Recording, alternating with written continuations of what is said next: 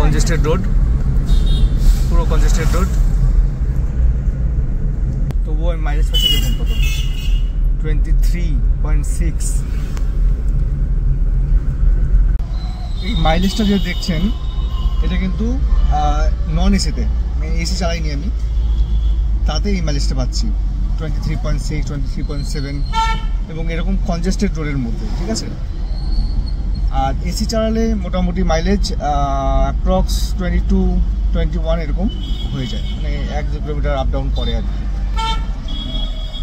এবং হাই রোডে চালালেও মোটামুটি এইরকমই মাইলেজ পাওয়া যায়। অবশ্যই সব কিছু ডিপেন্ড করে হচ্ছে চালানোর উপর, কে কেমনভাবে চালাবে সেটার উপর ডিপেন্ড করে সব কিছু। আমি মোটামুটি ট্যাঙ্ক টু ট্যাঙ্ক করেও দেখেছি, এই মিটারের সঙ্গে খুব বেশি ডিফারেন্স হয় না, ওই সামান্য 1 কিলোমিটারের ডিফারেন্স হয়। তো ওভারঅল মাইলেজ খুব ভালো, খুব ভালো।